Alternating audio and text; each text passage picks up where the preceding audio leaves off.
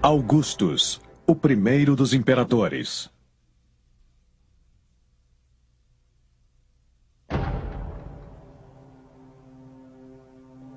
Ele cresceu à sombra de Júlio César e acabou se tornando ainda maior que o próprio. De uma juventude na Roma em guerra civil e anarquia, a era dourada de paz e prosperidade. Com ideais de igualdade, ele se tornou Augustus, o primeiro dos imperadores.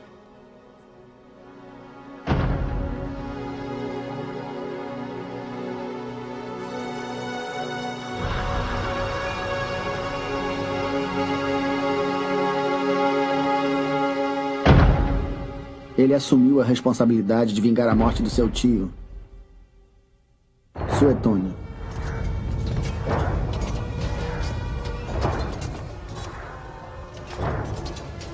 Em março de 44 a.C., Roma era um caos. O ditador Júlio César tinha sido assassinado. Foi esfaqueado até a morte por aqueles que considerava aliados ou até mesmo amigos. Republicanos que acreditavam em líderes eleitos não aceitavam as regras de um ditador ou rei.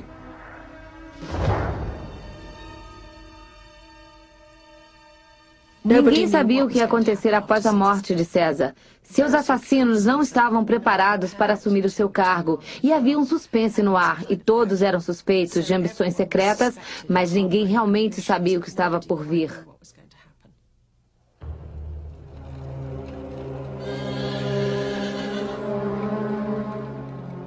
Na principal praça pública de Roma, o Fórum, o testamento de César foi lido por seu fiel braço direito, Marco Antônio.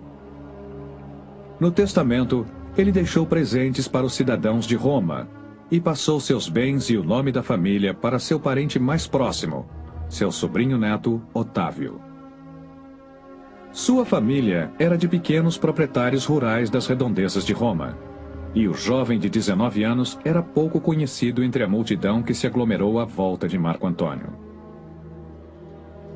Otávio havia passado um verão na Ibéria, em campanha com o tio-avô, e depois foi mandado para o leste, para a Grécia. E foi lá que soube do assassinato de César e de sua herança. Sua mãe lhe escreveu implorando para que não se envolvesse com a política assassina da capital. Mas o adolescente ignorou as preocupações da mãe e partiu para Roma. Imagine a situação. Ele fica sabendo do assassinato de César, descobre que é o herdeiro principal e percebe que, se ele não arriscar, ele vai ser assassinado ou totalmente esquecido. Foi preciso muita coragem, bravura e talvez até um pouco de ignorância arriscar tanto com tão pouca chance de sucesso. Ele realmente arriscou. Na realidade, eu acho que foi uma grande ingenuidade. Ao retornar, Otávio descobre que Marco Antônio havia assumido o comando. Os assassinos de César haviam fugido de Roma e Marco Antônio foi eleito um dos 2 cônsules do Senado. Mas muitos senadores republicanos temiam que Antônio aspirasse o poder absoluto da ditadura. A ambição de Antônio é muito clara: assumir a posição de César. Primeiro, sua ambição é se tornar o mais parecido com César quanto possível e dividir o poder. Mas a competição é grande. E aí, quando matam César, ele quer ser o novo César.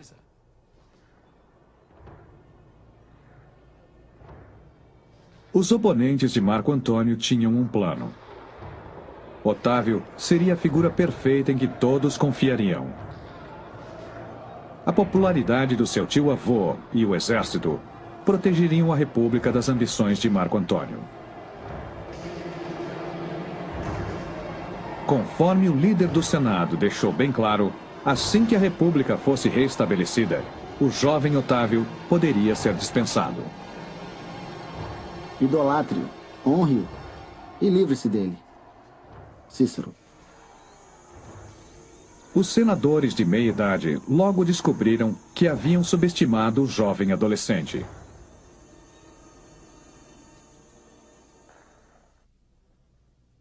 Dois homens dividiram todo o Império Romano entre eles. Ápio. Otávio aceitou a herança do tio-avô e adotou o nome Gaio Júlio César Otaviano. Na história, é conhecido como Otaviano. Otaviano prometeu ao Senado que usaria o poder que o nome de César tinha para proteger Roma de futuras anarquias e ditaduras.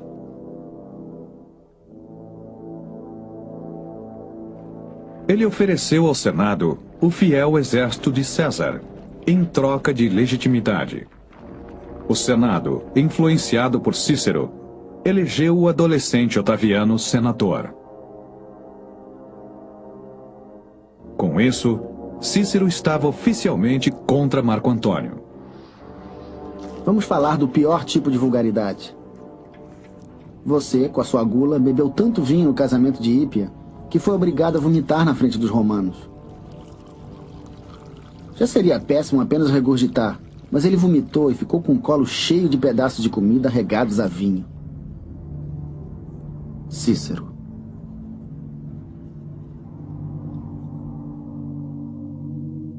Antônio respondeu com terríveis acusações.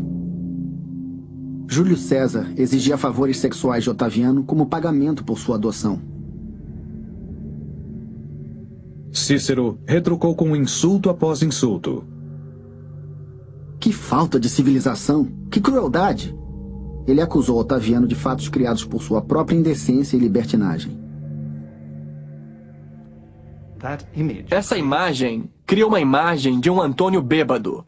O Antônio que não é capaz de ser um político responsável. E é isso que os romanos caracteristicamente fazem em situações de conflito público. Nós reclamamos da forma como a política moderna se tornou baixaria pessoal entre os líderes políticos. Isso não é nada para os romanos. Eles esperam que seja uma baixaria. Isso é normal. Mas no decorrer das discussões, as pessoas se magoam, se irritam e não perdoam facilmente. E isso deu a Antônio uma grande quantidade de inimigos irados. Cícero fez um comentário que eu considero de extremo mau gosto, quando disse no banquete dos idos de março que Antônio deveria ter sido parte do jantar. O Senado mandou o exército para o norte da Itália para atacar Marco Antônio. A legião, fiel à memória de César, foi comandada por seu filho adotivo, Otaviano. Nas duas batalhas que se seguiram, as legiões de Antônio foram destruídas, mas ele escapou ileso. Seus oponentes no Senado congratularam-se por acabar com as aspirações de Marco Antônio. Acreditavam ter salvo a República, mas desconheciam as ambições de Otaviano. Aparentemente, Otaviano estava com o mesmo problema que César teve em 49. Que se você tem um exército e você não tem opção, e você o separa, é o fim da sua carreira política. Você vai ser devorado pelos lobos aristocratas. Se você mantém seu exército e usa para ajudar na sua carreira política, aí você tem uma chance. Se você tem um exército, você pode sobreviver. Sem um exército, aos 19 anos, você está acabado. Otaviano manteve pulso firme com seu exército e, num ato de coragem e bravura, se dirigiu para o sul, em direção a Roma. Aos 19 anos, ele foi para Roma como se estivesse indo para uma cidade inimiga e mandou mensagens em nome do exército exigindo fazer parte do conselho. Quando o Senado hesitou em obedecer, Cornélio, um centurião-chefe dos deputados, desabotoou seu uniforme militar, mostrando sua espada, e corajosamente disse: "Se você não fizer conselheiro, isso o fará. Suetônio." O Senado não tinha outra escolha a não ser obedecer. Otaviano havia subjugado os senadores antes que pudessem se livrar dele. Agora Otaviano precisava de um aliado poderoso, e sem hesitar, procurou seu inimigo Marco Antônio. Ambos tinham interesses em comum. Ambos queriam vingar a morte de César. Seus exércitos queriam vê-los unidos. Juntos com Lépido, comandante da Legião da Gália, fizeram um pacto. Dividiriam o império e eliminariam qualquer oposição. Em Roma, Otaviano e Marco Antônio iniciaram uma série de situações brutais e sangrentas. Centenas de senadores e oponentes foram assassinados ou obrigados a se exilar. Antônio se certificou de que o malicioso Cícero estivesse entre eles. Otaviano fez questão de assinar a autorização para a morte de seus antigos aliados. Otaviano não perdoava. Ele faria qualquer coisa para alcançar seu objetivo. Acabar com os que eram muito ricos ou hostis, conseguir o que queria, era imperativo para ele. Com o objetivo de vingar a morte de César, Otaviano e Marco Antônio viajaram para a Grécia.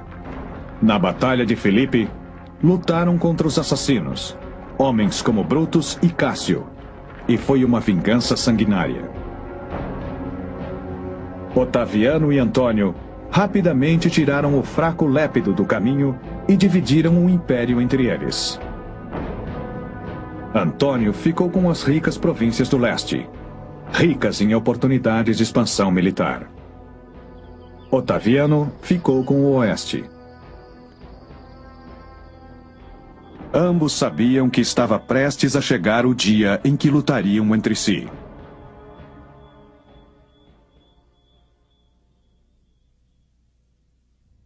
Eu venci em Ática, Otaviano.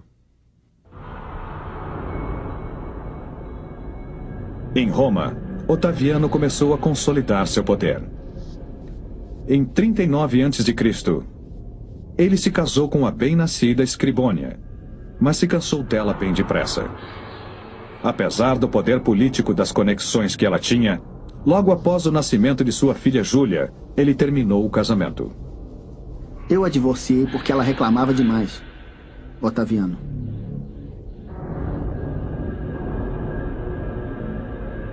No ano seguinte, Otaviano conheceu e se apaixonou por uma jovem chamada Lívia. A jovem de 19 anos já era casada, tinha um filho chamado Tibério e estava novamente grávida. Otaviano forçou seu marido a divorciar-se dela.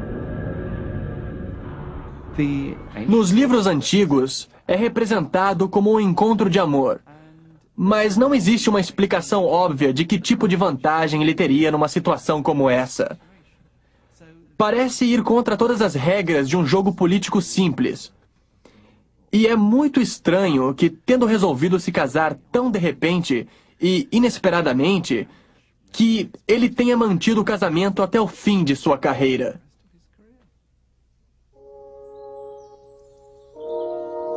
O casamento também serviu para melhorar suas então estremecidas relações com Antônio. Ele lhe deu a mão da sua amada irmã Otávia, que deixou Roma para morar com Antônio em Atenas. Mas Antônio não tinha tempo para Otávia. Ele se apaixonara por Cleópatra, a rainha do Egito. Ela era rica, sensual e intrigante. Ela viu Antônio como novo líder romano, e assim como antes havia seduzido Júlio César, agora seduziria Antônio. A paixão ardente também alimentava ambições políticas. Cleópatra queria que o exército de Antônio a ajudasse a construir um novo império centrado no Egito. Antônio percebeu que poderia usar a fortuna dela para segurar Otaviano. Antônio despachou uma Otávia humilhada de volta a Roma e, sem divorciar-se dela, casou-se com Cleópatra. Talvez tenha sido porque Antônio se aliou a Cleópatra, uma mulher estrangeira, que Otaviano foi capaz de usar a sua fortuna de uma forma que ele assegurou o apoio da maioridade no Senado de Roma.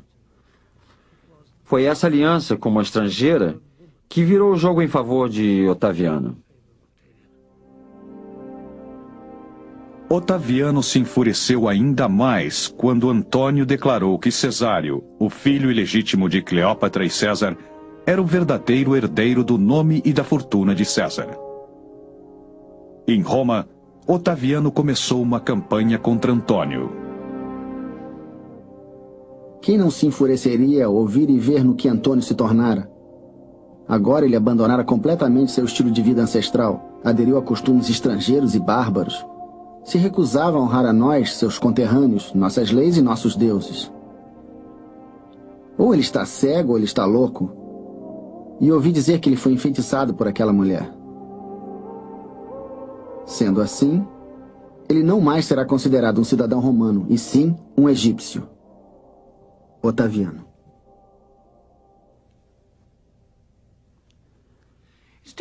É difícil explicar, mas aqui nós temos um líder romano, um grande mestre, que se juntou a uma linda mulher egípcia e é tratado pelos romanos como se fosse o primeiro-ministro no meio da Guerra Fria, fungindo como uma espiã russa, uma mulher fatal. Imediatamente Antônio é descartado do cenário político romano. Muitos dos senadores romanos assumem essa posição, até mesmo contra seus próprios princípios, porque seu maior interesse é apoiar Otaviano. Otaviano aproveitou-se do grande temor de Roma, dizendo que Antônio pretendia mudar a capital para o Egito e submeter Roma a uma rainha estrangeira. É aí que Octaviano ganha vantagem, porque ele pode explorar as suspeitas romanas em relação a estrangeiros, reis e mulheres, e maldosamente criar a possibilidade da rainha estrangeira, que vai triunfar sobre as ruínas da capital. E, sem dúvida, isso tem um poder enorme com o sentimento popular na Itália. Fazendo-se passar pelo grande salvador de Roma e de suas tradições, Otaviano se preparou para a guerra. Levou 4 anos montando seu exército. Em 31 a.C., ele ergueu o estandarte legionário, rezou para o deus Apolo e partiu. A grande rivalidade entre Otaviano e Antônio chegaria ao seu clímax na costa oeste da Grécia, na Batalha de Actium.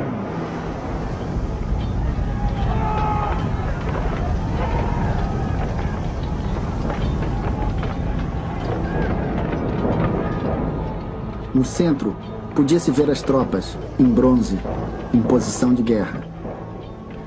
As ondas pareciam douradas. De um lado, Otaviano, liderando os italianos para a batalha, com componentes do Senado e grandes deuses. Do outro lado, Antônio, uma riqueza absurda. E, uma vergonha, a esposa egípcia e o apoio do poder do Oriente. Virgílio.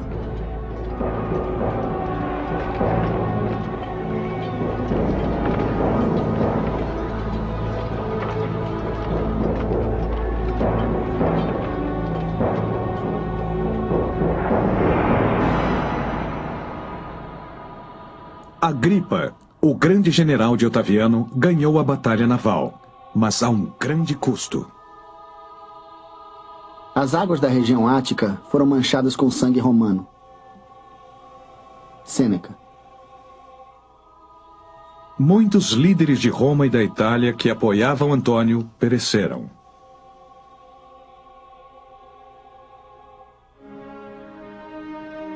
Antônio fugiu para o Egito arrasado e se suicidou. O grande rival de Otaviano estava morto. Cleópatra, temendo por sua própria vida, pediu uma audiência com Otaviano para lembrá-lo de seu amor por Júlio César. Otaviano não se comoveu. Ele pretendia expor a derrotada rainha em triunfo pelas ruas de Roma. Pela primeira vez, o Egito foi levado para o Império Romano e sua riqueza abundante confiscada por Otaviano. Perante tanta ruína e humilhação, Cleópatra se matou com a mordida de uma cobra venenosa. Otaviano, então, mandou assassinar seu filho Cesário.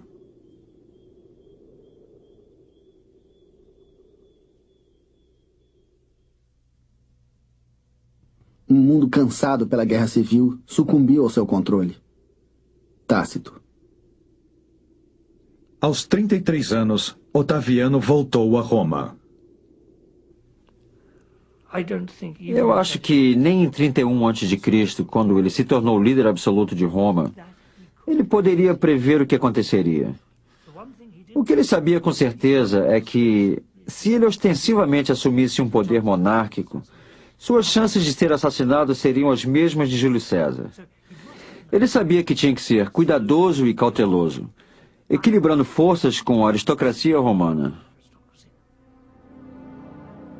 Otaviano vivia um constante dilema: como ser o líder soberano e sobreviver? O grande conflito é que ele disse que estava salvando Roma de seu opressor. Antônio é o opressor, Antônio é o tirano. Ele manipulou a situação de forma que, ao invés dele ter a mesma imagem de César, sendo o tirano de Roma, ele é o libertador. Ele é o Brutus livrando Roma da tirania. Mas é claro que, para livrar Roma dos tiranos, ele se tornou um tirano. Como resolver esse conflito? Como ele pode ser o amigo de todos, o salvador de todos, e não ser o homem diabólico que monopolizou o poder?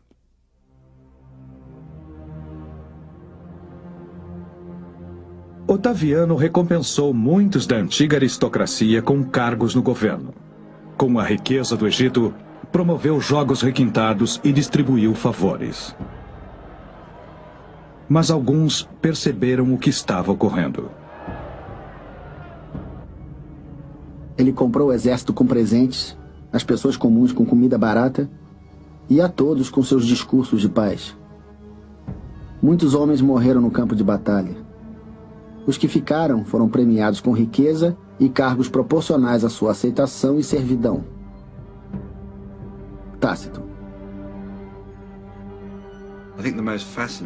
Eu acho que a coisa mais fascinante sobre Otaviano é o contraste entre a capacidade de ser totalmente insensível, cruel, como ele demonstrou no período antes do Ático, e a forma como ele é capaz de deixar essas características de lado e assumir uma personalidade completamente diferente depois.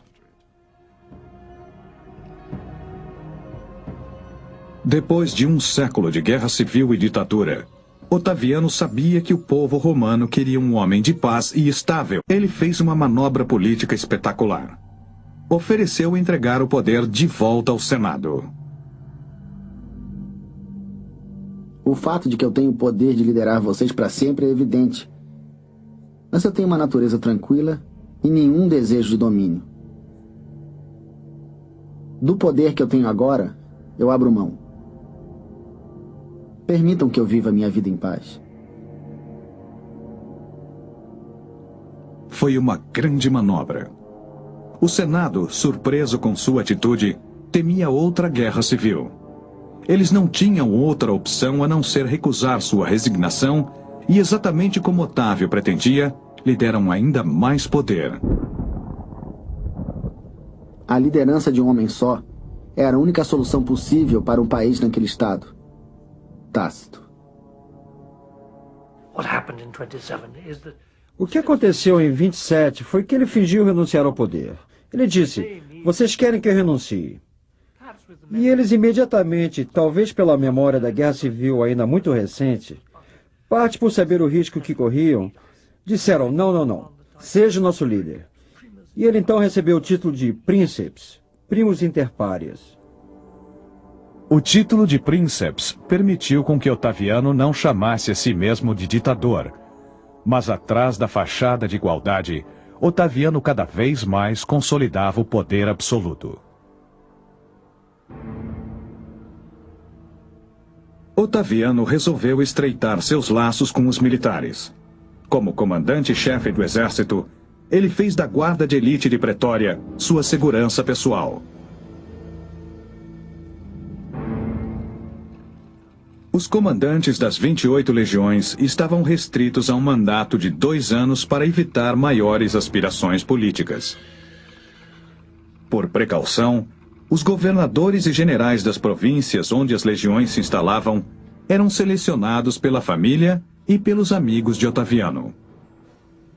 O objetivo real desse esquema era que os senadores ficassem desarmados e despreparados em caso de guerra, enquanto ele possuía armas e controlava as tropas. Cássio. Em Roma, Otaviano se certificou de que teria o apoio popular. Ele iniciou trabalhos públicos, limpou o rio Tibre, melhorou a qualidade da água, criou grupos de combate a incêndios. Acima de tudo, começou uma vasta campanha de construção.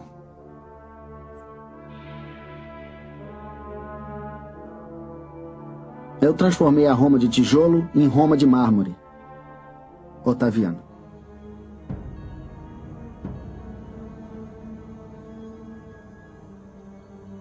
Em 5 anos, as lembranças da guerra civil desapareceram. Os benefícios da paz estavam por todo o império. Até mesmo inimigos políticos aderiram ao sistema de recompensas e privilégios.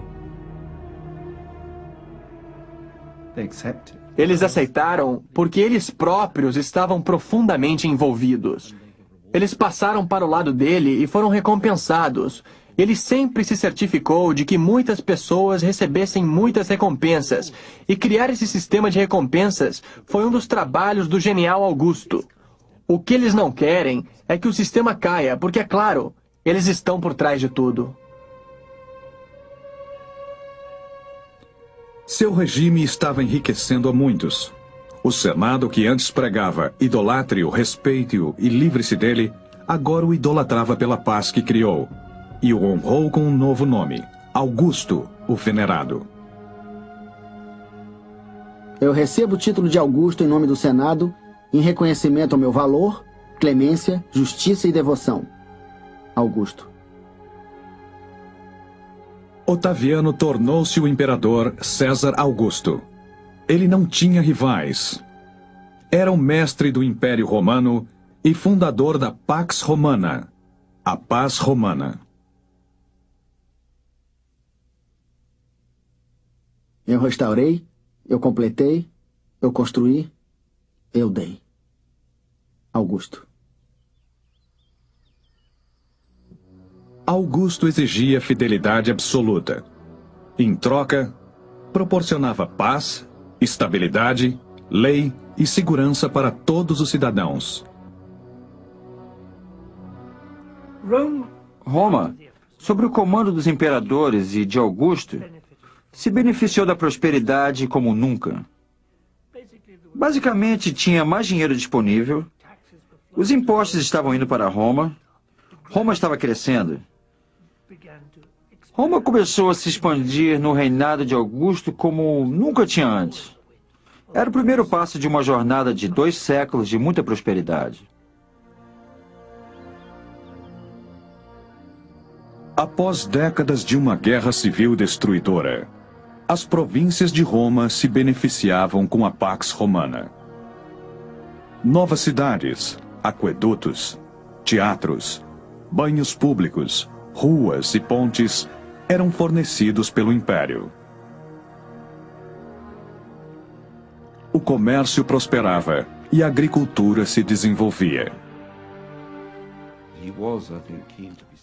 Ele ficou conhecido como o grande restaurador da normalidade, o reestruturador da sociedade, e melhorou a vida de muitos cidadãos do Império Romano. Ele possibilitou a volta do cidadão ao campo ou ao que quer que estivesse disponível para eles.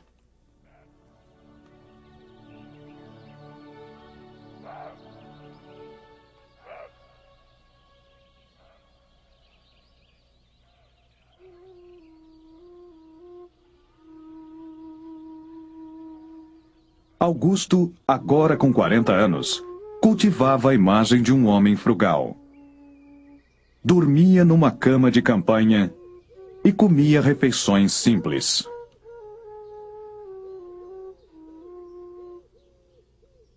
Ele era frugal. Sempre preferia a comida das pessoas comuns, principalmente o pão branco com queijo e figos verdes. Suetônio.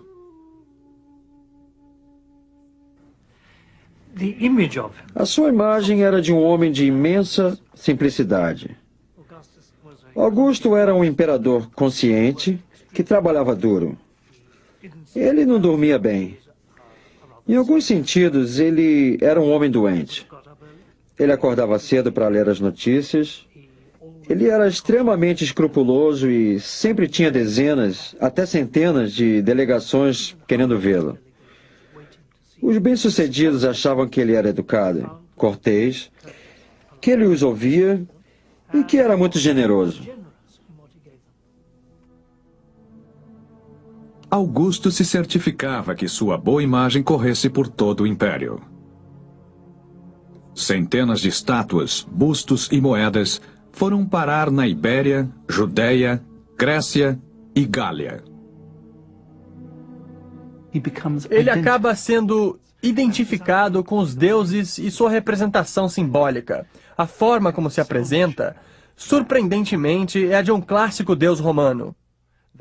É por isso que, a partir do Ático, ele não tem idade. Ele é simplesmente divino, como um deus vivo. Ele não tem rugas, ele não tem problemas. A imagem era parte do seu teatro, mostrando seu poder e escondendo a realidade da chegada da meia-idade. Seus dentes eram pequenos, poucos e cariados. Seu cabelo amarelado e encaracolado. As sobrancelhas se juntavam acima do nariz e quase não se percebia que ele era um homem tão pequeno. Suetônio.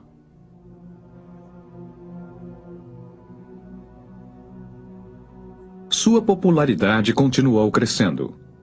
Um mês do verão foi batizado em sua homenagem, agosto.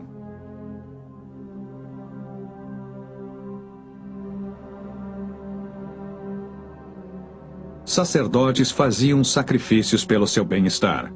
A saúde de Augusto e do Império se tornaram sinônimos.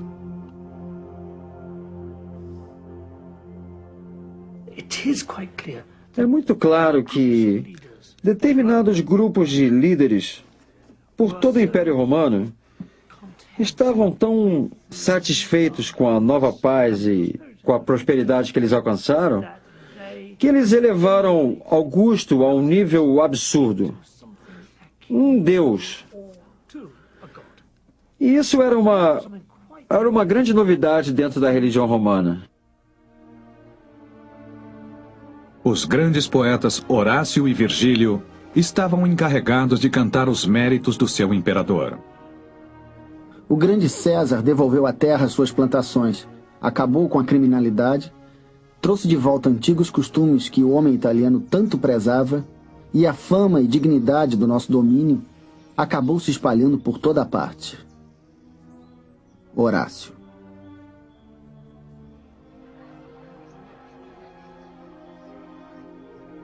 Em 18 a.C., aos 45 anos, Augusto iniciou uma campanha moral para restaurar os valores tradicionais familiares em Roma.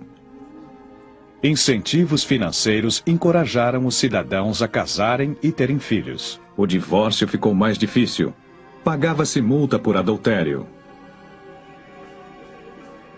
É através de homens que vivem suas vidas assim que os romanos do futuro se tornarão pessoas poderosas. É imperativo que o resto do mundo lhes obedeça, pois deve haver uma raça influenciada por vocês. Augusto. Mas por trás da máscara da moralidade, existia pura hipocrisia. Nem mesmo seus amigos podiam negar que ele cometia adultério.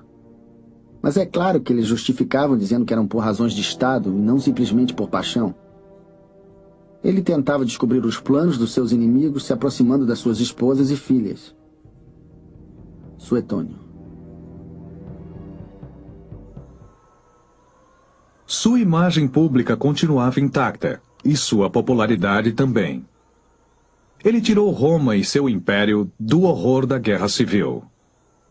Para assegurar a paz no futuro, o já não tão jovem imperador tinha que achar o sucessor ideal. No auge da felicidade e confiança em sua família, a sorte o abandonou. Suetônio. Augusto deu um fim à república. Era um rei, só não tinha o título. Sua nova missão era criar uma dinastia que herdasse seu poder. A sucessão é um dos fatores mais perigosos de uma dinastia. Na verdade, nomear um sucessor, dizer, esta pessoa vai ser meu sucessor, não é uma boa coisa. Porque diminui o poder. Na verdade, dá poder a esse sucessor. E o interesse geral é todo em torno dessa nova pessoa. Essa é uma das razões pela qual Augusto não nomeia um sucessor. O que ele tem que fazer é criar um grande grupo que o apoie. Ele não pode correr grandes riscos. Ele precisa de uma família. Para a grande tristeza de Augusto, sua esposa Lívia não lhe deu nenhum filho. Sua única filha, do seu casamento com Escribônia, era Júlia. Ela se tornou a chave para as esperanças de Augusto de estabelecer uma dinastia imperial. Ele estava desesperado para que Júlia lhe desse netos. Pais romanos em cargos políticos achavam que eles tinham o direito de manipular seus filhos para suprir suas ambições políticas. Então, Augusto casou Júlia com sucessivos maridos por causa de seus interesses políticos.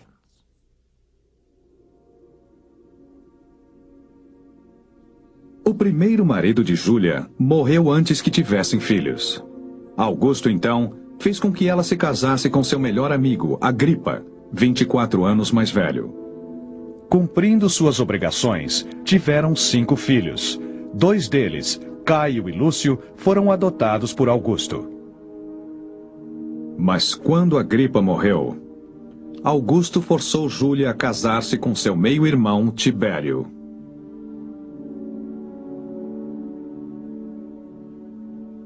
Júlia finalmente se rebelou e desgraçou seu pai.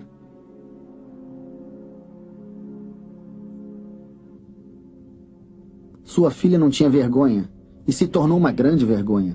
Ela se entregou a diferentes amantes. Ela andava pela cidade vivendo aventuras noturnas. No mesmo fórum onde seu pai propôs a lei contra o adultério, ela seduziu. Ela passou a viver uma vida de prostituta, vendendo seu corpo a amantes desconhecidos. Sêneca. Havia um motivo. Uma razão para a violação das leis morais de seu pai. E por causa dessa rebeldia, Augusto decidiu que ela seria exilada. Ele a exilou numa ilha por 5 anos, proibindo-a de receber visitas masculinas e proibindo-a de beber vinho. Ou seja, fez sua vida ser uma desgraça. Corriam rumores de que Lívia, a esposa de Augusto, teria contribuído para a desgraça de Júlia. Eu não acho que Júlia queria se rebelar. Existe uma grande possibilidade de a história verdadeira não ser a história de Júlia, mas a de Lívia. Que Lívia armou tudo para arruinar Júlia e seus filhos, para levar seu filho Tibério ao poder. E eu acho que esse é um ponto de vista bem plausível, que a razão para a ruína de Júlia é que Lívia vai a Augusto e diz: eu preciso falar com você sobre sua filha. Ela tem feito algumas coisas das quais você precisa saber. Ela tem participado de orgias no fórum e, francamente, é péssimo para você. E por aí vai. Mais tragédias pessoais marcariam os últimos anos de Augusto. Muitos achavam que seus netos favoritos, Gaio e Lúcio, seriam seus sucessores. Mas ambos morreram cedo. Augusto, para quem a sorte sempre sorriu, agora, aos 66 anos, estava arrasado. Sua saúde começou a piorar. No inverno, ele usava 4 túnicas e um grande camisolão de lã por cima de uma camiseta. O indicador da sua mão direita estava tão dormente e tremendo que ele quase não conseguia segurar o bico de pena. Suetônio.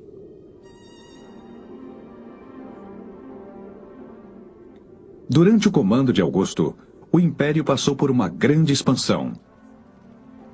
Mas em 9 depois de Cristo, em campanha para consolidar a nova fronteira no rio Elba, houve um grande desastre.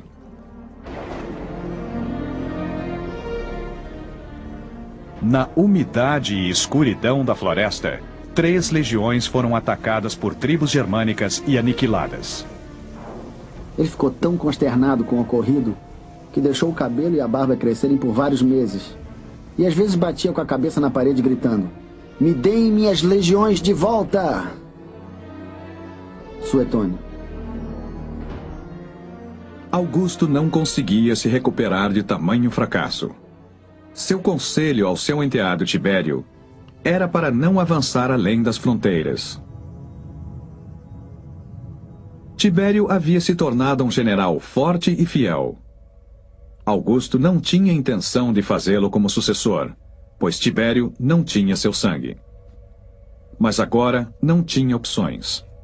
Em 5 depois de Cristo, ele finalmente adotou Tibério como seu filho e sucessor. Estabeleceu-se então uma dinastia imperial.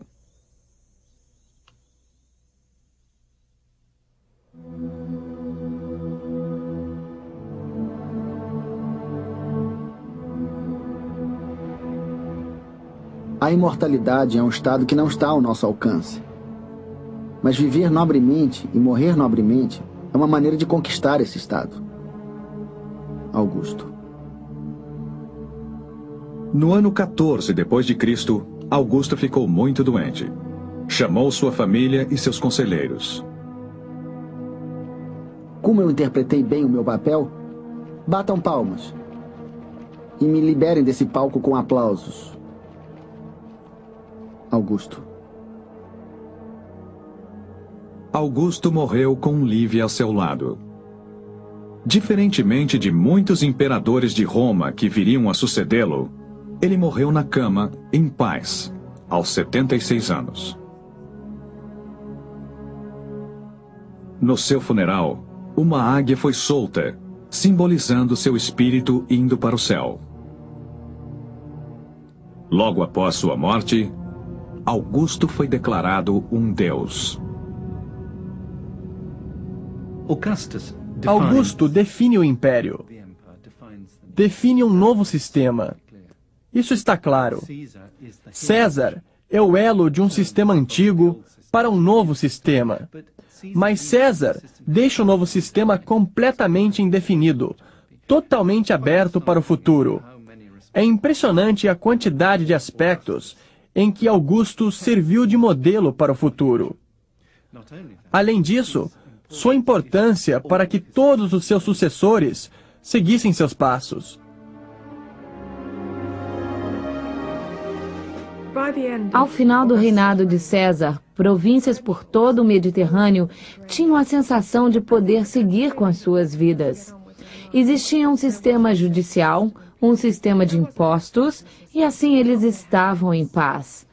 Augustus criou uma estrutura de governo e defesa que mantinha essa paz. E isso fez uma grande diferença.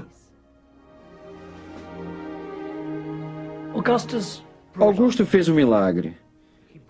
Ele deu fim a 100 anos de discórdia política em Roma. O que ele fez foi mudar Roma de uma república e da guerra civil para uma estável monarquia.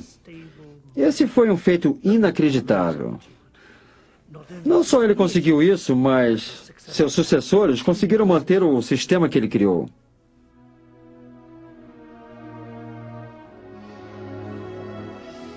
A nova ordem criada no reino de Augusto duraria séculos. Mas a fortuna da sua família imperial estava menos segura. Entre seus sucessores imediatos estavam dois imperadores romanos mais notáveis, Calígula e Nero. Em comparação, todos olhariam para trás, para o primeiro dos imperadores como o melhor.